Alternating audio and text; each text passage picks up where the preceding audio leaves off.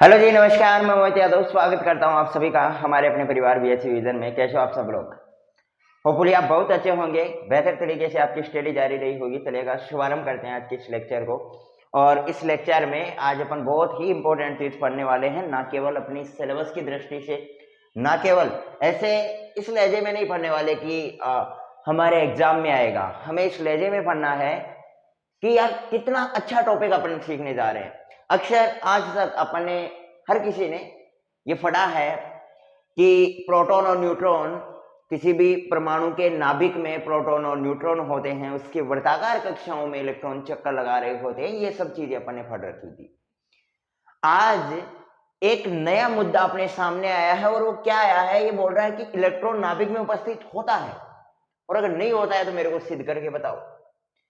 क्या बोल रहा है क्वेश्चन? कि सिद्ध कीजिए कि इलेक्ट्रॉन नाभिक में उपस्थित नहीं होता है। मतलब या तो प्रूव करो कि इलेक्ट्रॉन नाभिक में उपस्थित होता नहीं है, और अगर आपसे प्रूव नहीं हो रहा है तो मैं बोलूंगा कि इलेक्ट्रॉन नाभिक में उपस्थित होता है।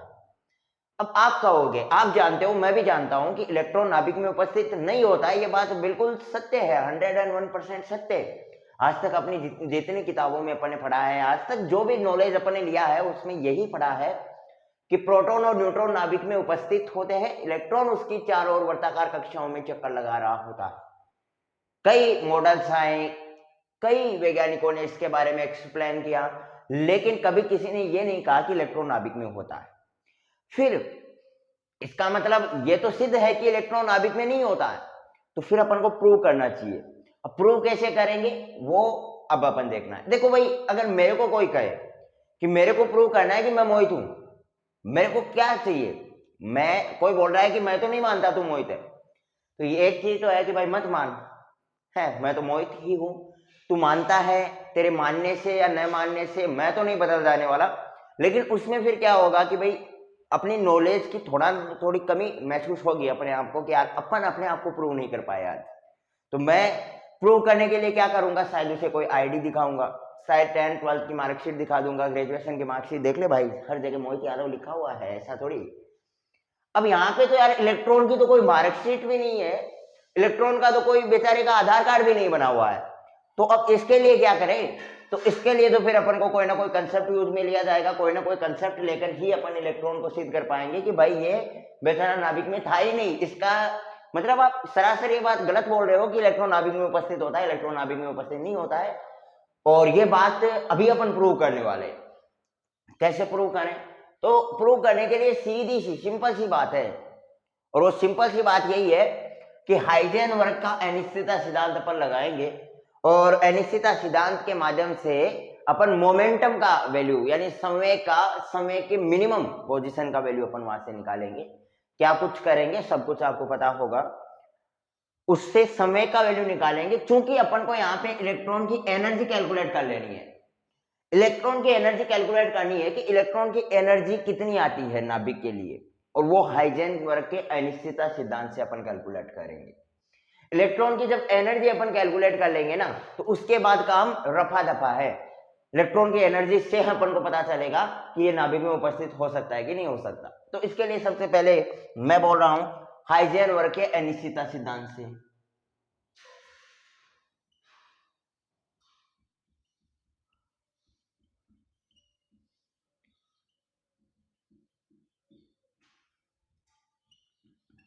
अब देखो भाई, यहाँ पे भी मेरे कुछ भाइयों को ये नाम है, ये शायद पहली बार ही आपने सुना होगा या पहली बार ही आप पढ़ पा रहे होगे। वैसे तो क्वांटम फिजिक्स की बात करूं तो क्वांटम फिजिक्स में स्टार्टिंग ही अपन इन्हीं से करेंगे, और फर्स्ट यूनिट में बहुत अपन हाइजेनबर्ग के जो अनिश्चितता सिद्धांत हैं वगैरह इसको प्रूव भी किया जाएगा, और इन पे जो आधारित न्यूमेरिकल क्वेश्चंस है सब कुछ करेंगे। वहां पे तो आपका मतलब काम यूं कंप्लीट हो जाएगा। लेकिन यहां पे क्या करें? तो यहां पे तो याद ही करना पड़ेगा। खैर, हाइजेनबर्ग का अनिश्चितता सिद्धांत तो वहां पे भी याद करना पड़ेगा, लेकिन वहां पे एग्जैक्ट मेन उसका मुद्दा क्या है, मेन चीजें क्या है, वो समझ में आएंगी। यहाँ पे तो अपन को थोड़ा बहुत यूज हुआ है, तो थोड़ा बहुत यूज ले लेते हैं। वो होता है del P X dot del X is greater than equal to H cut by two. Is greater than equal to क्या होता है? H cut by two. यहाँ पे ये संवेग में परिवर्तन है, ये डेल एक्स किसमें स्थिति में अनिश्चितता अपन बोल सकते हैं, uncertainty in position, uncertainty in momentum, ये इन दोनों का गुणनफल is greater than equal to होता है h कट बाई 2। बोले सर h ही लिख देते, h कट क्यों लिखा? कुछ कारण है। h का मतलब सिर्फ h होता, h कट का मतलब होता है h अपॉन में 2 पाई, h अपॉन में 2 पाई, और जिसका मेरे भाई वैल्यू जो होता है वो होता 1.054 इंटू 10 की पावर माइनस के 34 और जूल सेकंड, ये इसका वैल्यू होता है। बात करूं यहाँ पे जो डेल एक्स है, वास्तविकता में किसी भी वर्ग की रेडियस अपन लेते हैं वो होती है 10 की पावर माइनस 15 मीटर। यहाँ पे जो डेल एक्स आएगा, अनसर्टेनिटी आएंगे वो 5 इंटू 10 की पावर माइनस 15 मीटर, इसकी del X uncertainty in position आएगा। अब देखो यहाँ से मैं बोल रहा हूँ कि पी मिनिमम का वैल्यू निकाल लेना है। बोले सर यहाँ पे तो मिनिमम मैक्सिमम कुछ दिया गया नहीं है, तो मिनिमम का वैल्यू कैसे आएगा वो ध्यान से सुनना। ये एच कट का वैल्यू आपको याद करना है, यहाँ से मैं कोई कैलकुलेट करके तो नहीं बता पाऊंगा, ये कांस्टेंट है और इन कांस्टेंट की वैल्यू तो अपन को याद ही करनी पड़ेगी। डेल एक्स है तो डेल एक्स अपन को 5 इंटू 10 की पावर माइनस 15 मीटर आपको रखना पड़ेगा, ठीक है। अब यहाँ से मेरे को चाहिए डेल पी एक्स का वैल्यू और डेल पी एक्स मिनिमम का वैल्यू। फिलहाल के लिए मैं अगर डेल पी एक्स देखूं तो greater than equal to H cut by 2 dot del X हो जाएगा। इसमें कहीं किसी को भी कोई दिक्कत नहीं होनी चाहिए। मैं बोल रहा हूं इस कंडीशन में अगर मेरे को ग्रेटर देन हटाना है तो पी एक्स को मिनिमम करना पड़ेगा। भाई ग्रेटर देन का मतलब ये बड़ा है, भाई ग्रेटर देन का मतलब क्या हुआ, इसका ग्रेटर देन का मतलब इस वैल्यू से ये बड़ा है। अगर इस बड़ी वैल्यू को मेरे को छोटी करनी है तो मेरे भाई मिनिमम वैल्यू लेनी पड़ेगी मेरे को। अगर डेल पी एक्स की वैल्यू मैं मिनिमम ले लेता हूं तो ये बिल्कुल कह देगा भाई मैं बड़ा नहीं हूं, ये तो खुद छोटा है, मतलब ये तो पहले छोटा था ही, ये खुद छोटा था, तो लगभग बराबर हो जाएगा H cut by 2 dot del X के। मेरी बात को समझ पा रहे हो? अगर मैं फिलहाल के लिए बड़ा है मैं मान रहा हूं, अगर मैं इसको छोटा ले लेता हूं, डेल पी एक्स का मिनिमम वैल्यू ले लेता हूं तो ये ग्रेटर देन साइन हट जाएगा। तो क्या आ जाएगा मेरे भाई, ध्यान से सुनना, del P X minimum is equal to H cut by 2 dot del X. H cut का वैल्यू 1.054 इंटू 10 की पावर माइनस 34 और अपॉन में 2 इंटू 5 इंटू 10 की पावर माइनस 15 मीटर। यहाँ पे जो आया जूल सेकंड क्या होता है, kilogram metre square second inverse 2 dot second, यही तो होता है भाई जूल सेकंड, जूल का kilogram metre square second inverse 2 और ये सेकंड। अगर इस मात्रा को आप काटना चाहोगे तो बचेगा क्या, यहाँ से मीटर कैंसिल आउट हो जाएगा, सेकंड से सेकंड तो किलोग्राम मीटर पर सेकंड बचेगा। मेरी बात आपको समझ में आ पा रही होगी। तो मात्रक में कंप्लीट ना लिख करके यहाँ पे मेन मात्रक लिख देता हूं, kilogram metre second, kilogram metre upon में सेकंड, यही तो मात्रक बचेगा ना भाई इसका डेल पी एक्स मिनिमम का। और डेल पी एक्स मिनिमम लगभग बराबर है, मतलब इसकी अनसर्टेनिटी है और ये मिनिमम वैल्यू आ रही है तो इसको अपन बोल सकते हैं लगभग बराबर ही है ये पी मिनिमम की। तो ये इक्वेशन में एक नाम दे देता हूं, यहाँ से आपने पी मिनिमम, यानी जो डेल पी एक्स मिनिमम है ये एग्जैक्टली पी मिनिमम, यानी अपन बोल सकते हैं कि ये मोमेंटम की मिनिमम वैल्यू है। मेरी बात आपको समझ में आ पा रही होगी, मोमेंटम की मिनिमम वैल्यू ये है। इसको और देखना चाहो तो पी मिनिमम का वैल्यू मैं क्या और लिख सकता हूं मेरे भाई, ध्यान से सुनना, इसको और सोल्व कर दो, ये ऊपर जाएगा, ये ऊपर जाएगा तो क्या हो जाएगा, ये हो गया 10, ध्यान से सुनना, ये यहाँ पे हो गया 10, 10 को यहां से काटोगे तो 10 की पावर माइनस का 14, 10 की पावर माइनस का 14 ऊपर जाएगा तो बचेगा ये 1.054 इंटू 10 की पावर माइनस का 20 और किलोग्राम मीटर अपॉन में सेकंड। इसको मैं इक्वेशन एक नाम दे दूं, ये आ गया अपना मोमेंटम का minimum value. Minimum value of momentum is 1.054 into 10 की पावर माइनस का 20 किलोग्राम मीटर पर सेकंड। यहां तक किसी को कोई दिक्कत नहीं होना चाहिए, क्योंकि अपन को सर पी मिनिमम की वैल्यू चाहिए थी। पी मिनिमम के लिए अपन ने हाइजेनबर्ग की जो अनसर्टेनिटी प्रिंसिपल थी वो यूज किया, अनसर्टेनिटी प्रिंसिपल ऑफ हाइजेनबर्ग, और वो जब अपन ने यूज की तो सर आपको एक चीज पता चली, डेल पी एक्स का वैल्यू लिया। अब आपको ये अनसर्टेनिटी प्रिंसिपल ये बोलता है कि ये वाला जो पोर्शन होता है ना del P X dot del X के गुणा वाला, ये क्या होता है, ग्रेटर देन इक्वल टू होता है एच कट बाई 2 के। मेरी बात आई समझ में? तो सर हमने ग्रेटर देन साइन को हटाना है जी, अभी अपन को क्या करना है, ग्रेटर देन साइन को हटाना है। ग्रेटर देन साइन को हटाने के लिए क्या करेंगे सर, अगर ये वाली मिनिमम आप बड़ी बता रहे हो, अगर इसको मैं कम कर दूं, भाई आप कह रहे हो ना डेल पी एक्स मैक्सिमम है तभी तो ये ग्रेटर देन होगा, भाई इससे मैक्सिमम है तभी तो ये ग्रेटर देन होगा।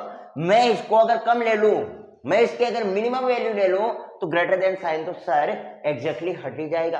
ग्रेटर देन साइन को हटा दिया, जो वैल्यूज थी कांस्टेंट की, एच कट का मैंने यहाँ पे वैल्यू आपको लिखा हुआ था, यहाँ पे डेल एक्स का वैल्यू मैंने लिखा था, जो वैल्यू कांस्टेंट की थी वो कांस्टेंट की वैल्यू अपन ने लिख दी ना भाई। लिखने के बाद अपन ने क्या किया, ये जो वैल्यू आई वही अपनी किसकी वैल्यू आई, डेल पी एक्स मिनिमम की, और डेल पी एक्स मिनिमम लगभग बराबर है अपने पी मिनिमम के, कि अगर इसमें जो चेंजेस आना था वो आ चुका है, बिल्कुल मिनिमम वैल्यू ले रहे हो तो चाहे डेल पी एक्स ले लो या फिर पी मिनिमम, बहुत ज्यादा फर्क नहीं है, तो यही आपका पी मिनिमम का वैल्यू आ गया। अभी अपन को सर एनर्जी चाहिए, एनर्जी मेरे भाई जब बात एनर्जी की आए और आइंस्टीन सर को याद ना किए तो मतलब पढ़ने का ही क्या ही मतलब है। एनर्जी तो क्या खा कैलकुलेट करेंगे अपन, लेकिन पढ़ने का ही क्या ही मतलब होगा, मजा ही नहीं आएगा यार उस टॉपिक में जब एनर्जी की बात आए। जिन्होंने कितना खतरनाक फॉर्मूला दिया था ना, E equal to MC square, और दूसरा जो समय के फॉर्म में दिया था E square is equal to P square C square plus में M नॉट स्क्वायर C की पावर 4, मतलब कितना झक्कास फॉर्मूला ये दिया। STR में अपन को इसका जिक्र भी मिलता है, तो उस सिद्धांत को यूज में लेकर के अपन एनर्जी कैलकुलेट करेंगे। बाकी एनर्जी यार ऐसे तो अपने भाई एनर्जी दे तो एनर्जी थोड़ी आ जाएगी उससे, एनर्जी तो कैलकुलेट करनी पड़ेगी। अब एनर्जी कैलकुलेट करने के लिए मैं क्या बोल रहा हूं, आइंस्टीन संबंध देखेंगे, आइंस्टीन संबंध से। अब देखिएगा भाई आइंस्टीन संबंध क्या बोल रहा है, आइंस्टीन संबंध होता है E स्क्वायर बराबर P square c square plus में एम नॉट स्क्वायर सी की पावर 4। सर मैं क्या बोल रहा हूं, अपन पार्टिकल का मिनिमम वैल्यू ले रहे हैं जी, यहां पे भी आपने पी मिनिमम लिया था, एनर्जी भी अपन को मिनिमम लेनी है। मिनिमम की कंडीशन में क्या होगा सर, मिनिमम की कंडीशन में आपका जो ये द्रव्यमान होगा वो बिल्कुल नेग्लेक्ट हो जाएगा। भाई मिनिमम अगर आप पी मिनिमम की कंडीशन ले रहे हो तो पी स्क्वायर सी स्क्वायर क्या हो जाएगा, बहुत बड़ा हो जाएगा एम नॉट स्क्वायर सी की पावर 4 से। मिनिमम की कंडीशन में क्या हो जाएगा, आपका पी स्क्वायर सी स्क्वायर बड़ा हो जाएगा इसकी सी की, मतलब अपन को वैल्यू तो मिनिमम लेनी है। अगर मैं बात करूं इलेक्ट्रॉन के लिए, क्योंकि ये नेगेटिव वैल्यू है, और इलेक्ट्रॉन के लिए अक्सर आपने देखा होगा, इलेक्ट्रॉन के लिए अपना पी स्क्वायर सी स्क्वायर का value is very very greater than m not square c की पावर 4। पी स्क्वायर इलेक्ट्रॉन के लिए बात करूं ना इस संबंध की, तो इलेक्ट्रॉन के लिए जो पी स्क्वायर सी स्क्वायर उसका जो संवेग और उसकी जो इंटेंसिटी ऑफ लाइट है, उसके मोमेंटम उसके जो द्रव्यमान है उसके बहुत ज्यादा बड़ी होती है। पी स्क्वायर सी स्क्वायर का वैल्यू क्या होगा, बहुत ज्यादा बड़ा होगा एम नॉट स्क्वायर सी की पावर 4, मतलब इतना ज्यादा बड़ा होगा। इलेक्ट्रॉन की कंडीशन की मैं बात कर रहा हूं, अगर आप इलेक्ट्रॉन की कंडीशन में एनर्जी निकाल रहे हैं, क्योंकि अपन बात ही सर इलेक्ट्रॉन की कर रहे हैं, इलेक्ट्रॉन की ही बात कर रहे हैं ना भाई, तो इस संबंध को इलेक्ट्रॉन के लिए अगर मैं बात करूंगा तो इस पी स्क्वायर सी स्क्वायर की value M not square c की पावर 4 से बहुत बहुत ज्यादा बड़ी, इतनी ज्यादा बड़ी कि मैं आपको बोलूं कि एक पार्टिकल 1000वां पार्टिकल है और एक पार्टिकल मेरे पास 0.1 पार्टिकल, तो 0.1 की 1000 के सामने क्या औकात है आप देख लीजिएगा, मतलब ये लगभग जीरो हो जाएगा। सीधी सी बात ये है, ये लगभग जीरो हो जाएगा, बचेगा अपने पास e square equal to p square c square. क्या बचेगा मेरे भाई, बचेगा अपने पास e square equal to p square c square. यहां पे मैं लिख लेता हूं, अपने पास क्या ही बचेगा, e square equal to p square c square.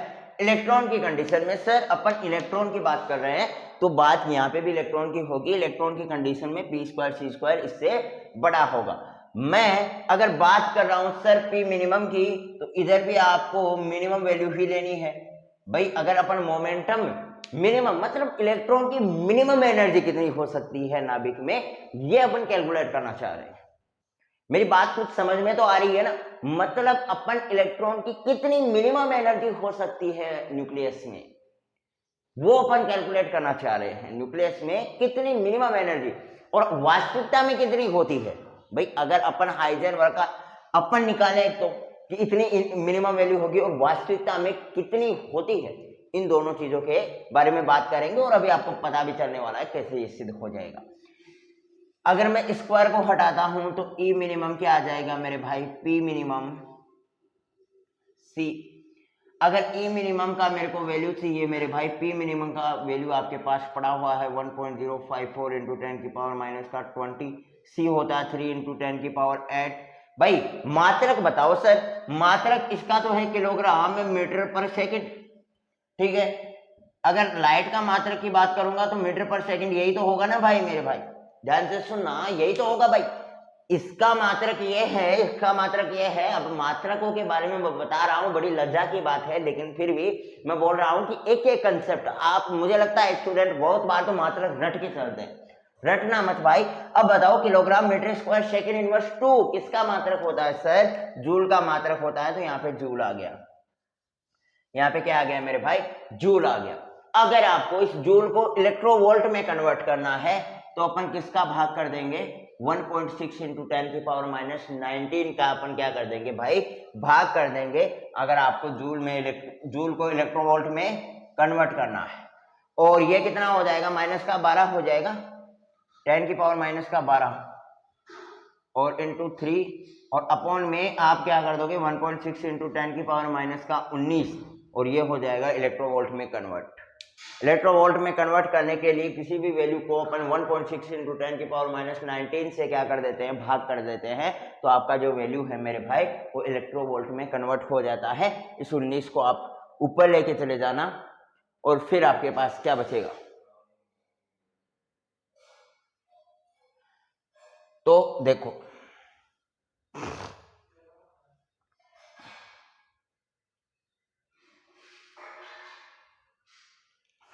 अब सुना ध्यान से, यहां तक क्लियर है भाई। अब आप इस कैलकुलेशन को आपको खुद को सोल्व कर लेना है। कैलकुलेशन यहां तक आपने स्क्रीनशॉट लिया, ले लिया होगा।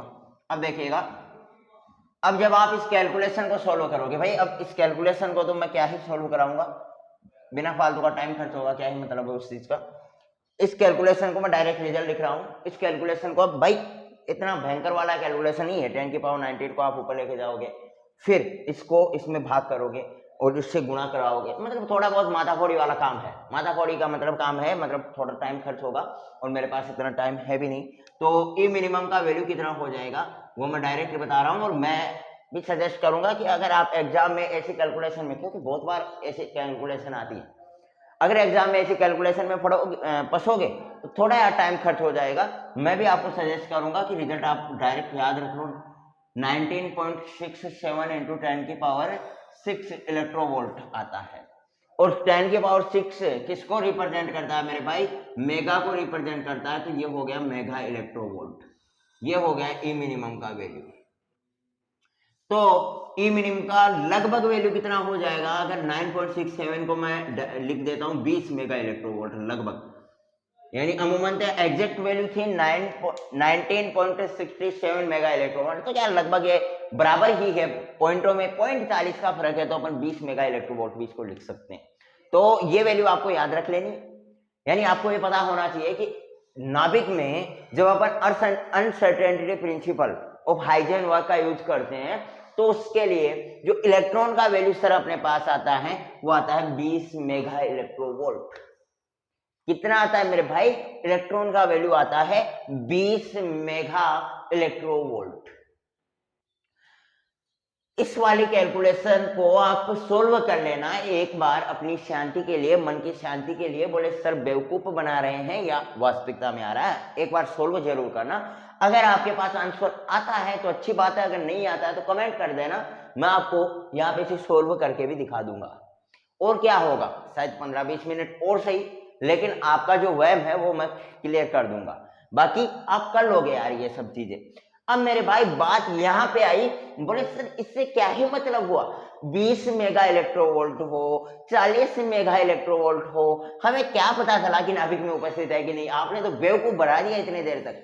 भाई बेवकूफ बनाने के लिए इतनी बड़ी कैलकुलेशन करने की क्या जरूरत थी, डायरेक्ट ही मिनिमम 20 मेगा इलेक्ट्रोवोल्ट मेरे को तो याद था ना, लिख देता मैं इतना क्यों माथा बच्ची करता भाई।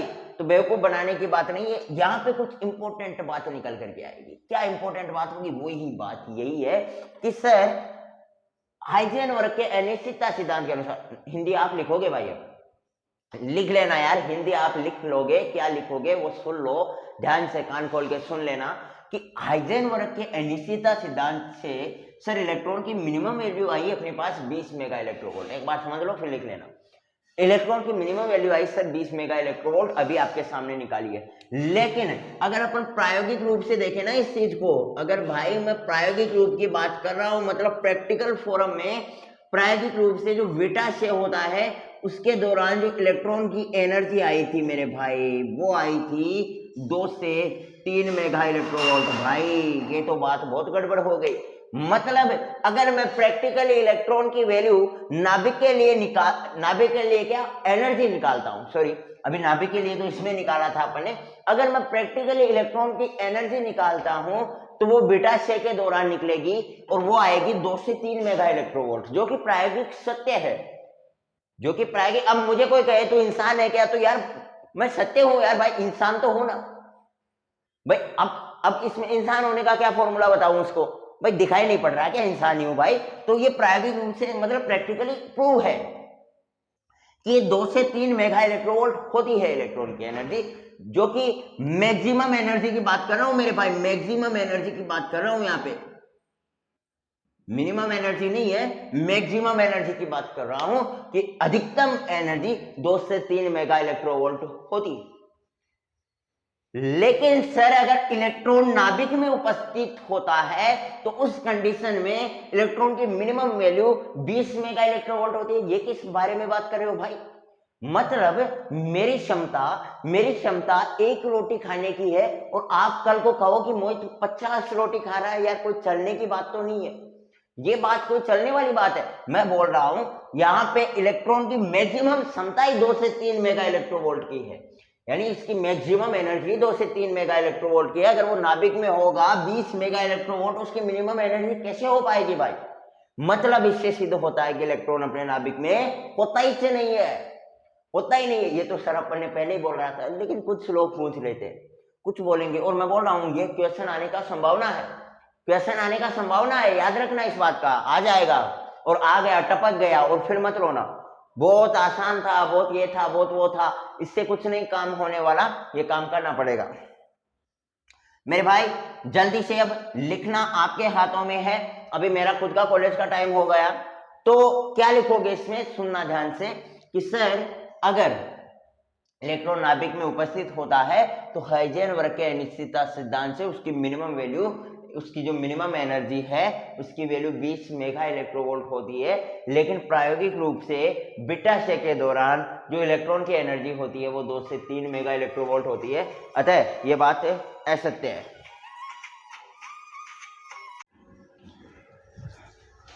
अतः ये बात क्या है, असत्य है। अब सुनना ध्यान से, अब मैं 2-3 चीजें आपको, 2-3 परिभाषाएं और बता देना चाहता हूं और फिर अपन आज की क्लास को यहीं पे खत्म करते हैं मेरे भाई, ध्यान से सुनना। अब अपन एक तो देखते हैं नाभिक की त्रिज्या, नाभिक का आयतन और परमाणु द्रव्यमान इकाई, ये 3 परिभाषाएं हैं, जल्दी जल्दी से लिख लो। नाभिक की त्रिज्या, तो नाभिक की त्रिज्या क्या होती है? नाभिक की त्रिज्या होती है वो रदरफोर्ड के अनुसार, आप सभी को पता है, रदरफोर्ड के अनुसार नाभिक एक वर्ताकार गोला होता है,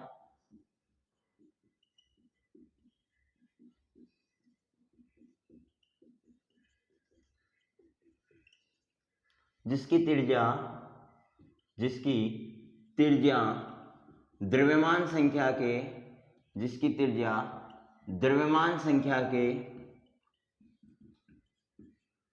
1/3 घात के समानुपाती होती है। मतलब इसकी जो रेडियस होती है प्रपोर्शन a⁻⁴, अगर मैं प्रपोर्शन साइन को हटा रहा हूं तो r0 a⁻⁴, और यहाँ पे r0 का वैल्यू 1.25 × 10⁻⁻15 मीटर होता है, r0 का वैल्यू। मेरी बात आपको समझ में आई? ओके, लिख लिया। अब दूसरी नाभिक का आयतन, नाभिक का आयतन। चलिएगा बात करते हैं नाभिक के आयतन की। तो नाभिक का जो आयतन होता है वो बराबर होता है 4/3 पाई आर क्यूब के, 4/3 पाई आर क्यूब के अपने जो नाभिक का आयतन होता है वो बराबर होता है। सर अभी अपन ने आर का वैल्यू देखा r0 a की पावर 1/3, अभी अपन ने r0 a की पावर 1/3 आर का वैल्यू देखा, तो r0 a की पावर 1/3 का होल क्यूब यही होगा। तो वॉल्यूम क्या होगा मेरे भाई 4/3 पाई r0 क्यूब a, ये अपना क्या हो जाने वाला है, नाभिक का आयतन हो जाने वाला है। मतलब ये बिल्कुल अपन बोल रहे हैं ना, एक गोला होता है और गोले का जो आयतन होता है वो 4/3 पाई आर क्यूब भी होता है। आर का वैल्यू सर अभी अपन ने इसके लिए कैलकुलेट किया है r0 a की पावर 1/3 होता है। आर का वैल्यू अभी अपन ने कैलकुलेट किया है r0 a की पावर 1/3 होता है। तो ये अपना नाभिक की त्रिज्या हो गई, नाभिक का आयतन हो गया, ये याद कर लेने वाली। और इनसे आपको पता चल रहा होगा परिभाषा क्या है। एक परिभाषा और रहने वाली है, वो है परमाणुीय द्रव्यमान इकाई। एक परिभाषा और देख लेते हैं, फिर अपन क्लास का समापन करेंगे भाई। और आज 2 क्लास से, या मैं बोल सकता हूं कि 1 या 1.5 घंटे की क्लास होगी, आज कंप्लीट होगी परमाणुीय, क्योंकि कल की क्लास भी तो नहीं हुई थी। परमाणुीय द्रव्यमान इकाई, परमाणुीय द्रव्यमान इकाई, परमाणुीय द्रव्यमान इकाई ये बोलती है कि जो कार्बन 12 के द्रव्यमान के 12वें भाग को अपन बोलते हैं परमाणुीय द्रव्यमान इकाई। कार्बन 12 के द्रव्यमान के 12वें भाग को, के 12वें भाग को परमाणुीय द्रव्यमान इकाई कहते हैं। याद करने वाली है परमाणुीय द्रव्यमान इकाई, ठीक है। परमाणुीय द्रव्यमान इकाई को एक यू या एक एएमयू से दर्शाते हैं। और मैंने क्या बोला, कार्बन 12 परमाणु का द्रव्यमान, परमाणु का द्रव्यमान के 12वें भाग को, यानी उसके 12वें भाग को अपन क्या कहते हैं, परमाणुीय द्रव्यमान इकाई कहते हैं। और इसका जो वैल्यू होता है वो 10⁻⁻27 किलोग्राम, ये इसका एक यू का वैल्यू होता है। ये इसका एक यू का क्या होता है मेरे भाई, वैल्यू होता है। मेरी बात आई समझ में? तो ये परमाणुीय द्रव्यमान इकाई आपकी कंप्लीट है, तीनों डेफिनेशंस कंप्लीट है, याद कर लेना। और इसको मैं क्या समझाऊंगा, डेफिनेशन को समझाने की चीज होती नहीं है। चलिएगा दोस्त, अभी आज की क्लास को मैं समापन करने जा रहा हूँ। मिलते हैं नेक्स्ट क्लास में, तब तक के लिए हंसते रहिएगा, मुस्कुराते रहिएगा, अपने फिजिक्स को दमदार बनाने का प्रयास करते रहिएगा। Bye bye, have a nice day.